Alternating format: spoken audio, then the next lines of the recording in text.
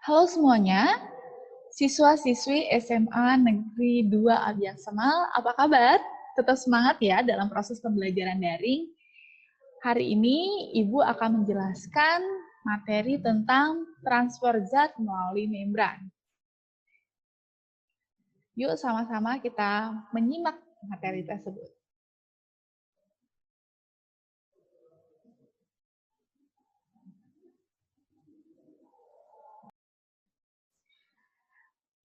Oke, semuanya perhatikan gambar ini ya. Ada dua gambar. Gambar yang pertama itu sayur yang ditaruh di dalam wadah yang berisi larutan garam. Nah, kira-kira apa yang terjadi pada sayur tersebut ya? Ya, benar banget. Sayurnya jadi layu. Kenapa ya bisa begitu? Ada yang tahu? Oke.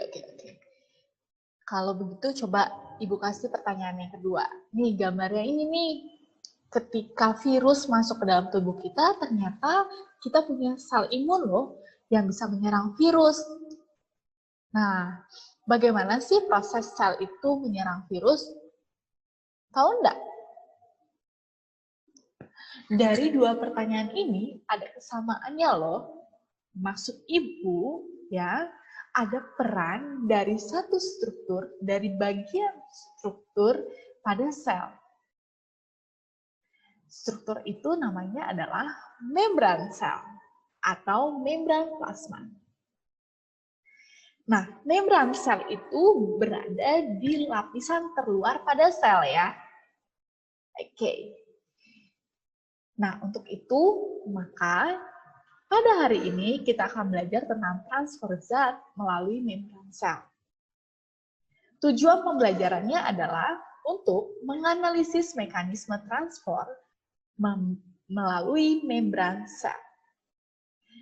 Adapun kita ketahui bahwa fungsi membran sel itu adalah sebagai transfer molekul.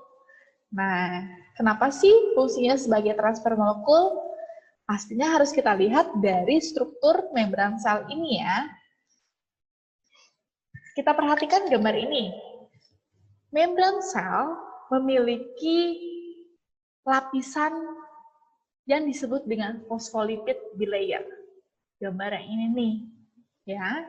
Bagian atas ini adalah fosfat yang bulat-bulat, sementara yang garis seperti ekor ini adalah lipid, ya.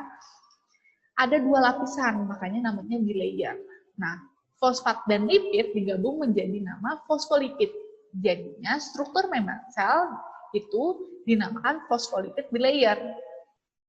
Nah, dari gambar ini juga kita perhatikan bahwa ternyata fosfat memiliki sifat hidrofilik, yaitu suka air, sementara hidrofobik takut air atau hidrofobia. Hidrofobik itu artinya membran sel bersifat selektif semi-permeable. Artinya adalah tidak semua zat atau ion yang dapat masuk atau keluar dari sel. Jadi harus diseleksi dulu. Karena kalau yang penting nggak mungkin dong dikeluarkan oleh sel. Nah, hal ini penting untuk menjaga kestabilan pH, lalu kemudian sebagai konsentrasi ionnya juga harus kita jaga.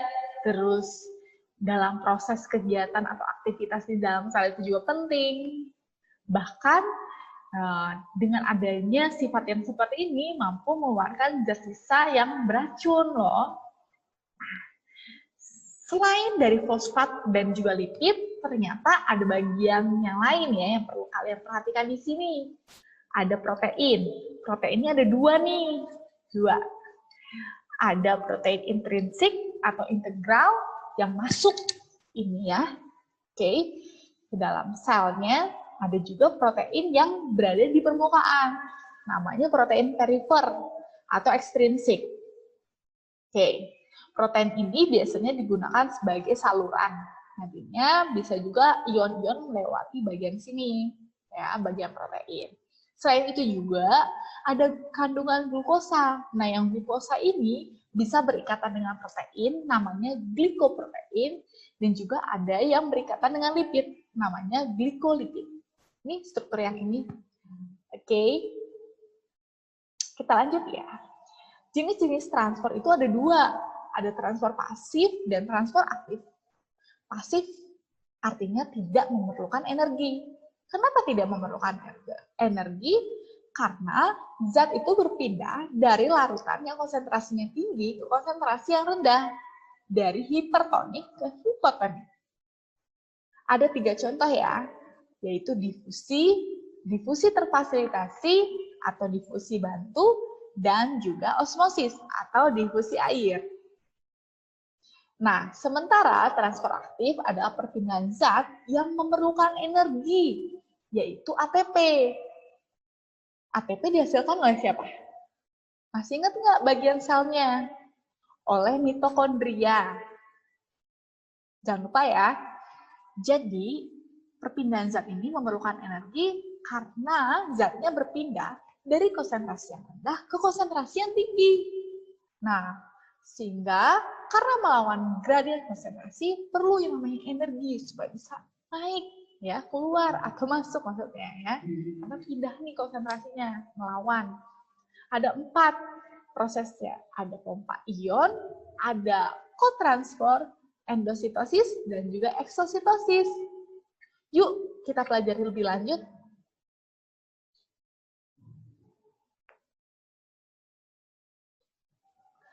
Nah, proses yang pertama tadi adalah difusi. Difusi ini adalah perpindahan zat padat atau cair atau gas dari larutan atau daerah ya yang konsentrasinya tinggi ke rendah melalui membran plasma. Secara langsung loh ya. Sehingga konsentrasinya antara kedua larutan itu, di kedua larutan itu nantinya akan memiliki konsentrasi yang sama atau seimbang atau namanya isotonik. Nah, selanjutnya, contohnya apa sih? Nah, ini ada contohnya nih. Kalau di bagian yang pertama, gambar yang pertama, di sini gula berdifusi ke air. Artinya, zat pada gula itu menyebar, ya, menyatu dengan air. Sehingga menjadi larutan yang homogen ya. Oke, yang tadinya airnya itu tidak berasa, akhirnya memiliki rasa yang sama seperti gula. Nah, proses ini namanya proses difusi. Jangan lupa ya. Contoh lain adalah ketika kita memasak air. Ketika mendidih, maka terjadi yang namanya penguapan. Nah, uap air ini akan berdifusi dengan udara. Sehingga akhirnya kita menyatu ya, yang namanya uap air itu menyatu, tidak bisa terlihat lagi. Yang tadinya awalnya terlihat, lama-lama menyatu dengan udara dan hilang. Gitu. Hilangnya ini bukan hilang dari apa yang kita lihat ya. Ternyata sudah menyatu dengan udara. Oke. Ini gambarnya ya, yaitu hipertonik ke hipotonik. Jadi zatnya berpindah. Tadinya misalnya di sini 10, di bagian yang ini 5. Nah, jadi 5 jadinya 10-nya ini dibagi rata dong ya, supaya sama. Seperti itu. Oke. Nah, ini dihitung aja molekulnya. Selanjutnya, apa sih bedanya difusi dengan difusi terfasilitasi atau difusi terbantu? Difusi yang terfasilitasi ini memerlukan protein. Tadi kan Ibu udah bilang bahwa protein ini bisa dipakai untuk menjadi saluran, ya. Perpindahannya si ion atau zat. Nah, jadi proses difusi terbantu atau terfasilitasi ini adalah proses dengan bantuan protein pembawa atau protein carrier-nya, channel-nya. Contohnya adalah ketika asam amino atau juga glukosa yang melewati membran plasma melalui bantuan protein. Gampang kan? Selanjutnya, yang osmosis. Osmosis ini juga termasuk transfer pasif karena perpindahannya yaitu perpindahan air. Ingat, air. Air atau zat pelarut dari pelarut yang tinggi ke pelarut yang rendah. Atau dikatakan di sini dari larutan yang rendah konsentrasinya ke larutan yang tinggi. Hipo ke hiper. Oke, jadi ingat katanya adalah pelarut atau air. Berarti karena pasif berarti pelarut yang tinggi ke rendah. Atau larutan ya, yang rendah ke tinggi. Jadi larutan yang rendah itu sama dengan pelarut yang tinggi loh. Paham ya sampai sini ya? Jadi kalau mau mengingatnya dengan mudah, ingat aja bahwa osmosis itu adalah difusi air di mana perpindahannya itu pelarutnya, airnya dari larutan yang hipotonik ke hipertonik. Contohnya adalah seperti ini, ketika kita mungkin pernah mengalami yang namanya memindahkan cairan dengan bantuan infus ya, ataupun juga ketika kentang yang kita taruh di dalam larutan garam, sehingga nanti kentangnya bisa lembek. Sama seperti pertanyaan pertama yang tadi Ibu buat tuh, ketika sayur itu kita taruh di dalam larutan garam. Sayurnya juga layu kan? Oke. Jadi, ini adalah gambar ilustrasi di mana air yang berpindah, H2O yang berpindah dari larutan yang hipotonik ke hipertonik. Lihat, volume awalnya airnya sama ya, oke. Tapi karena konsentrasi zat terlarutnya di situ adalah hipotonik, yang di sebelah kanannya adalah hipertonik, makanya akan berpindah air itu dari hipo ke hiper. Oke, paham sampai di sini ya? Nah, ternyata ada dampak atau efek konsentrasi ketika sel tumbuhan itu berada di lingkungan konsentrasi tertentu. Contoh nih, misalnya sel tumbuhan yang kita taruh di hipertonik, ya, seperti ini. Nah, gambar yang pertama ini di mana sel-sel ini mengalami menyusut karena airnya keluar, ya. Selnya menyusut karena airnya keluar, berarti di luar adalah lingkungannya hipertonik. Di dalam hipotonik, karena osmosis adalah perpindahan dari hipo ke hiper.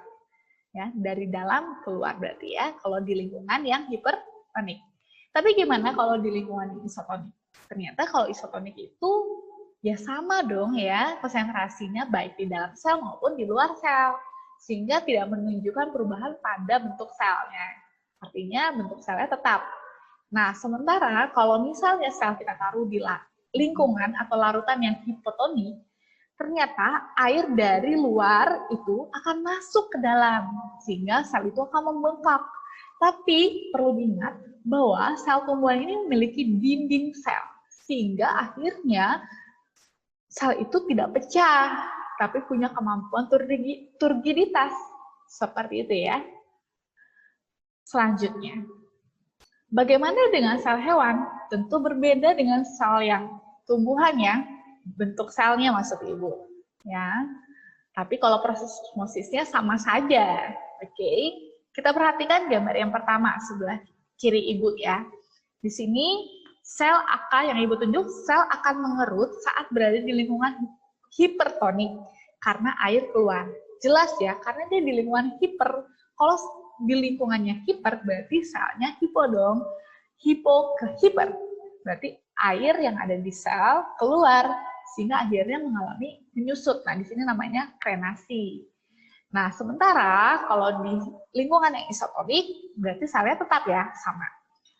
Terus kemudian jika sel darah ini kita masukkan ke dalam lingkungan yang hipotonik, air yang ada di luar lingkungan sel akan masuk ke dalam sel sehingga sel ini akan bengkak dan pecah. Nah, ini artinya sel itu akan mengalami hemolisis, sel darah merah yang pecah. Seperti itu. Karena tidak memiliki dinding sel. Paham ya? Oke. Nah, lanjut nih ke transfer aktif. Yang tadi udah transfer pasif, ada 3 proses. Sekarang transfer aktif. Ini ya perbedaannya ya.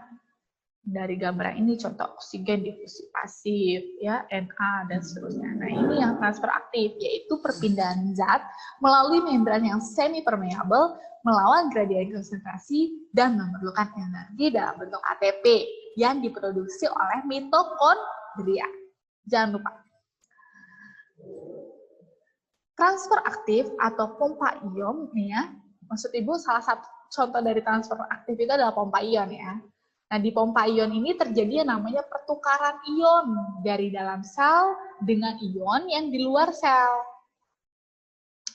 Oke.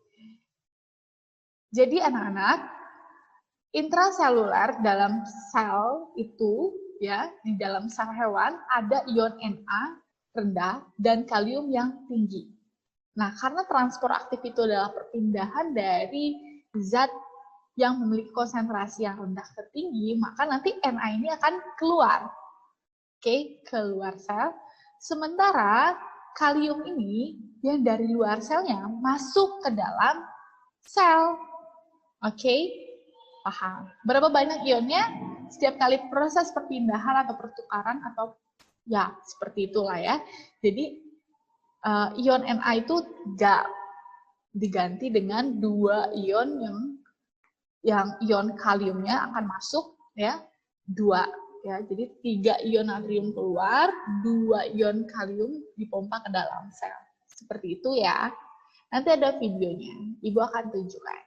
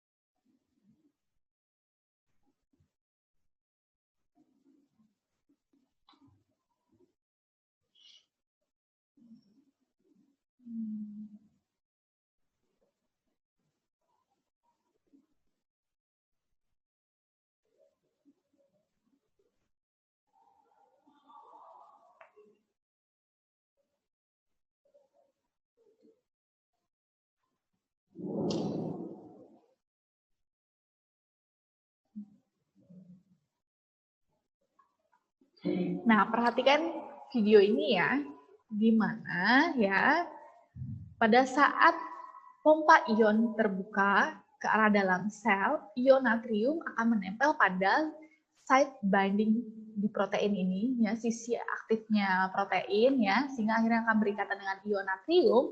Lalu kemudian nanti ATP akan berikatan juga pada protein, sehingga akhirnya nanti terjadi hidrolisis ya, dan terjadi proses peristiwa terfosforilasinya, sehingga nanti bentuk protein ini akan berubah ya, membuka ke arah luar sel. Nah, ion natriumnya nanti akan lepas keluar sel.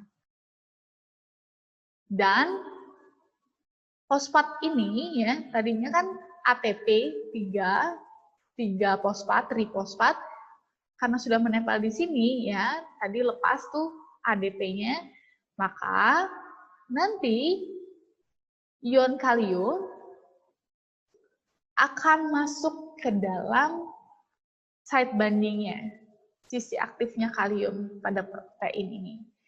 Lalu kemudian protein itu akan membuka kembali ke dalam ketika fosfat ini lepas. Seperti itu. Dan ion kaliumnya masuk juga dong ke dalam sel. Dan terjadi secara terus-menerus.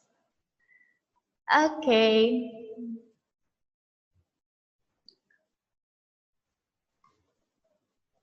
Kita lanjut ke materi berikutnya.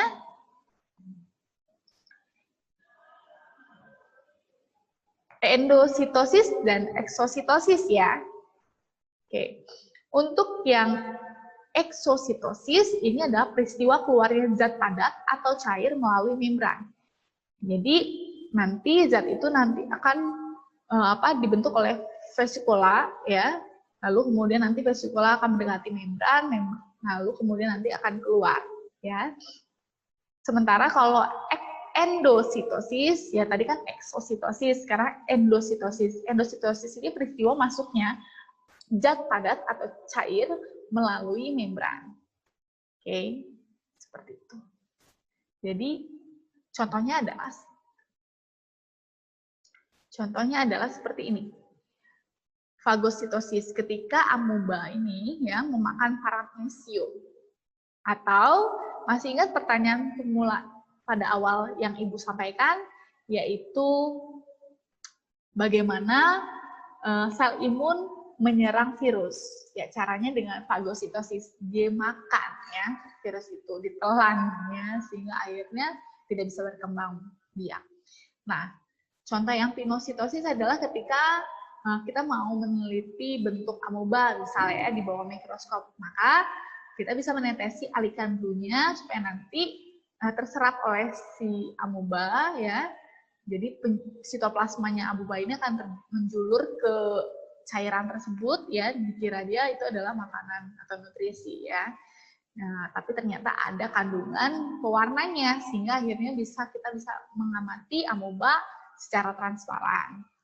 Nah, seperti itu. Sementara untuk peristiwa endositosis yang diperantai oleh reseptor, contohnya adalah ketika kolesterol diserap ya untuk proses sintesis membran. Dan prekursornya sintesis steroid, pembentukan lemak ya. Steroid adalah golongan lemak. Seperti itu ya.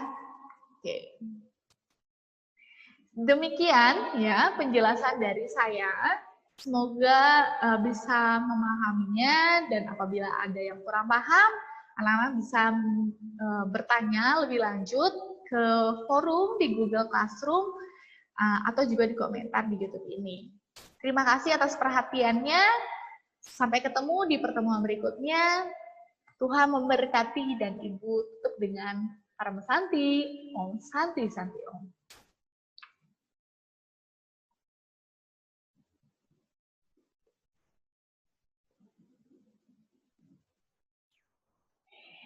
Nah, pastinya kalian semua sudah pada paham ya. Tapi kalau misalnya masih belum paham, jangan berdiam diri. Silakan kalian tanyakan ke grup kita atau ke forum di Google Classroom ya. Atau bisa juga di bawah komentar ini. Oke? Terima kasih atas perhatiannya semua. Sampai ketemu di pertemuan berikutnya. Tuhan memberkati. Ibu tutup dengan Parama Santi. Om Santi Santi Om.